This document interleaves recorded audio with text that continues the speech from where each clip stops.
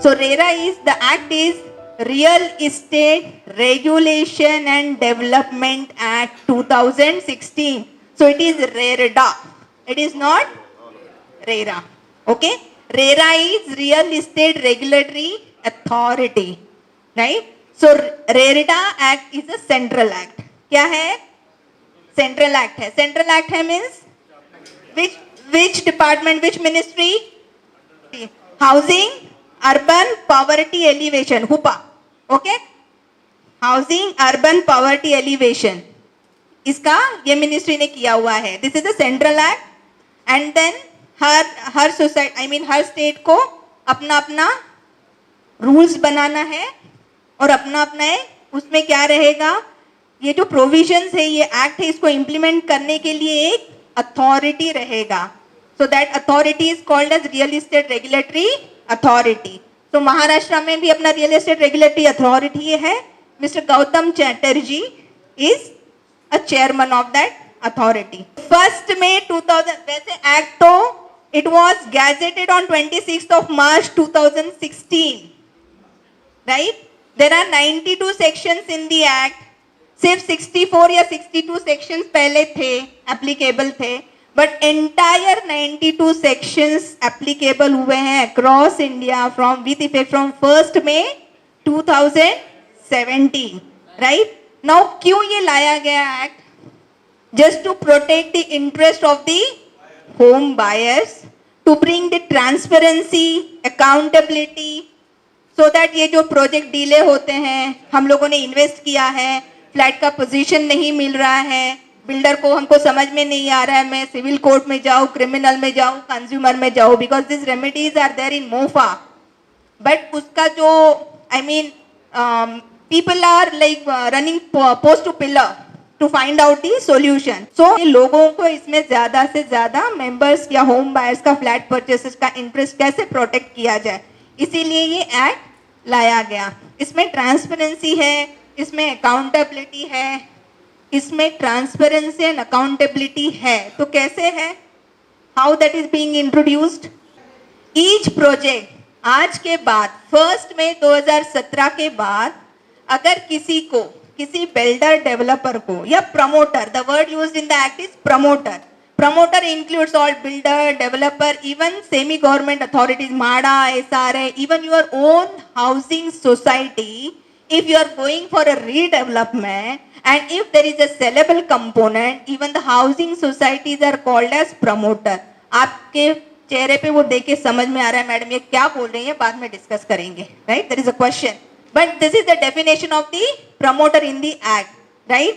So now if someone has to launch a project, आज के date में अगर आप कोई न्यूज़पेपर में ऐड देख रहे हो, नेरुल में ये XYZ, अर्बानिया या whatever, ऐसा कुछ प्रोजेक्ट आ रहा है.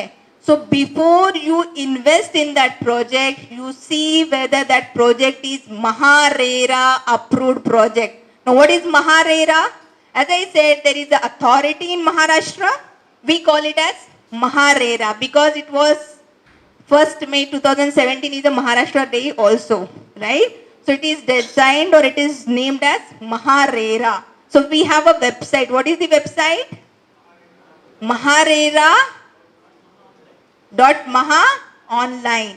So as a flat buyer, अगर मुझे नए फ्लैट में नया प्रोजेक्ट में इन्वेस्ट करना है, तो जो बिल्डर ऐड देगा, first of all he has to register his project or MahaRERA website. He has to get the registration certificate, a number, and then in each and every ad that he puts, he has to put that registration number.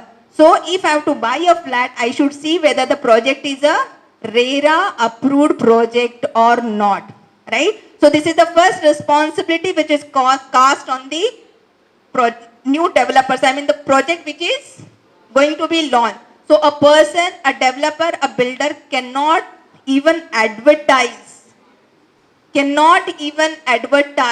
a project unless and until he register. Now in newspaper you are seeing 31st July बहुत आ रहा था projects register करने and all, because section 3 of the RERA Act, it talks about कि अगर suppose आपको advertisement करना है, cell करना है, तो आपको प्रोजेक्ट रजिस्टर करना है साइट पे, सो दैट मॉनिटरिंग होगा। आपका जो प्रोजेक्ट रजिस्टर किया है, बहुत सारी डिटेल्स, कौन सी कंपनी है, उसके डायरेक्टर्स क्या है, पार्टनर्स कौन है, उनके केवाईसीज, उनका historical data, project related data, project कब कंप्लीट करेंगे वो डेट उसको देना है, पूरा लेआउट, जितने भी अप्रूवल्स है वो सब स्कैन कॉपीज उसकी भेजनी है, अगर जॉइंट डेवलपमेंट एग्रीमेंट है वो भी सब भेजना है। कारपेट एरिया पे फ्लैट बेचने हैं, अभी कौन से रेट पे चलते हैं, सो कारपेट एरिया, सो ये सब जो प्रोविजंस है ये फ्लैट बायर के लिए अच्छे हैं, ये सारे प्रावधान उसमें हैं। तो he has to register the project. Now what act says कि कमेंसमेंट कंप्लीशन सर्टिफिकेट जहां जहां नहीं मिला है वो प्रोजेक्ट भी इसमें रजिस्टर होने चाहिए। This projects are called as ongoing projects, right. तो इसीलिए सब डेवलपर्स बिल्डर्स का प्रॉब्लम 3 महीना, so the time limit given in the act is within 3 months from the commencement of the act. The ongoing project needs to be registered.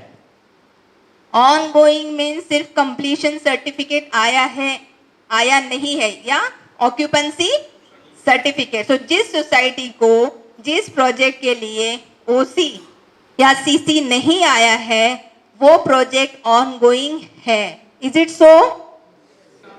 In act the word uses completion certificate. It is not occupancy certificate. In Maharashtra we have OC. It is not in other states, right? So in our rules we say it is OC because हम लोग पहले building completion के लिए डालते हैं, license surveyor देगा, then OC comes. Okay. Now the question is, what is ongoing project? तो जो बिल्डिंग 10 साल से आप रह रहे हैं, आप सब ने फ्लैट्स ऑक्यूपाई किए हैं, सोसाइटी फॉर्म्ड है, मैनेजमेंट हो रहा है, सिर्फ ओसी नहीं है, whether this projects will be govern, whether this are ongoing projects, क्योंकि अभी हमारे पास सोसाइटीज आ रही है रिटर्न ओपिनियन के लिए कि हमको रिटर्न ओपिनियन दो whether we should approach RERA, because इसमें क्या है कि आपको प्रोजेक्ट उसको रजिस्टर करना है। अगर वो प्रोजेक्ट रजिस्टर नहीं करता है तो as a flat buyer you can make a complaint also. तो अपने को ये भी लीवे है कि आप जाके कंप्लेंट कर सकते हो। फिर there is a 3 tier system दिया हुआ है, क्योंकि मोफा में क्या है, डिस्प्यूट रेजोल्यूशन जो है, आप कंप्लेंट्स फाइल करो आपको सॉल्यूशन नहीं मिलता था, यहाँ फास्ट ट्रैक मैकेनिज्म है। फास्ट ट्रैक मैकेनिज्म है मींस क्या है, इसमें देयर इज एडजुडिकेटिंग ऑफिसर। तो अगर आपको कुछ कॉम्पनसेशन क्लेम करना है, there are 4 sections where you can use the adjudicate, वो एडजुडिकेटिंग ऑफिसर को दिया गया है उसका jurisdiction, compensation claims, whatever complaints you are filing against the builder developer. So adjudicating officer है, उसके बाद में आप कंप्लेंट कर सकते हो रेरा अथॉरिटी को। रेरा अथॉरिटी को कितने दिन में आपके कंप्लेंट का रिजोल्यूशन करना है, right. So with in 60 days आपकी कंप्लेंट का उत्तर या रिजोल्यूशन करना है। अगर आपको वो रिजोल्यूशन या जो उन्होंने निर्णय दिया है वो मान्य नहीं है, you can go to appellate tribunal. Okay, appellate tribunal में आप जाओगे, उनको भी कितने दिन में देना है, 60 days में। वहां भी नहीं होता है तो it is high court, right. तो ये 60 days, ये जो पीरियड है ये भी यहाँ स्पेसिफाई किया गया है। अगर बिल्डर प्रोजेक्ट रजिस्टर नहीं करता है तो पेनल्टी है 10% ऑफ द प्रोजेक्ट कॉस्ट। और इसमें सिर्फ बिल्डर ही नहीं, इसमें रियल एस्टेट एजेंट्स भी रजिस्टर्ड होने हैं। बिकॉज हम लोग सबसे पहले अप्रोच किसको करते हैं फ्लैट लेने के लिए, एजेंट के पास जाते हैं। फिर एजेंट बोलता है यहाँ एक अच्छा प्रोजेक्ट आ रहा है मैडम, इसमें आप इन्वेस्ट करो, ये आपको अच्छी रिटर्न देगा। Now if he has to sell a project, I mean flat in that particular project, even he should have a RERA registration certificate. All the estate agent, if they have to sell a flat in a particular project, they are supposed to have a registration certificate which is issued to them for 5 years. And the builder developer who is registering the project on website, he has to mention in the registration that these people would be my real estate agent. So अपना जो दिशा भूल होता था पहले estate agent की वजह से भी कभी कभी हम लोग फंस जाते थे ना, so that will also reduce because उनको भी 5% of the उसने जो सपोज उसने 50 लाख का फ्लैट बेचा है विदाउट रजिस्ट्रेशन, तो उसको 5% of 50 lakh is the straight penalty which can be levied based on the complaint or suo moto. So these are good things about RERA. Now this RERA, whether it is only for the builders and developers, it is even for the allottees. Allottees means हम लोग flat purchase करते हैं, we are called as allottees. So there are certain responsibilities of the allottees also. Now what are the responsibilities? जैसे आप builder के against जा सकते हो, वैसे ही बिल्डर भी आपके अगेंस्ट जा सकता है. जैसे आप कॉम्पेंसेशन मांग सकते हो एडजुडिकेटिंग अथॉरिटी से, ऑफिसर से, कि मुझे इसका डेडलाइन दिया था 2019 लेकिन प्रोजेक्ट कंप्लीट नहीं हुआ, so this is what my financial loss. वैसे ही बिल्डर भी बोलेगा ये डेट का मैंने उसको डिमांड भेजा था, ये डेट पे नहीं आया, या the person has stopped paying me, so he can also go to the adjudicating officer. And what are my responsibilities under RERA as a flat buyer? I have to pay timely payments, I have to give as per the due dates, right? अगर वहाँ society form होता है तो I should cooperate. If the conveyance is happening in that society, I need to cooperate. अगर OC आता है तो मुझे possession भी timely लेना है. What is the deadline given? What is the deadline? अभी कैसे होता है, सपोज हमारा सेकेंड होम है, होते हैं ना, अभी हमारे इन्वेस्टमेंट्स होते हैं, मैंने कहीं ले लिया, गोवा में लिया है, कहीं पालघर में लिया है, सेकेंड होम है, बिल्डर ने तो वो उसी दे दिया है, पोजीशन दे दिया, हम लोग लेते हैं पोजीशन, वीटी ले लूंगा तो मेंटेनेंस शुरू हो जाएगा, isn't it? Right? Now it is within from 2 months from the date of OC received and the possession given, I am supposed to take the possession. So these are the responsibilities of the allottee also, right? So these are some of the things we should know. And before investing in a project, have a due diligence of the project.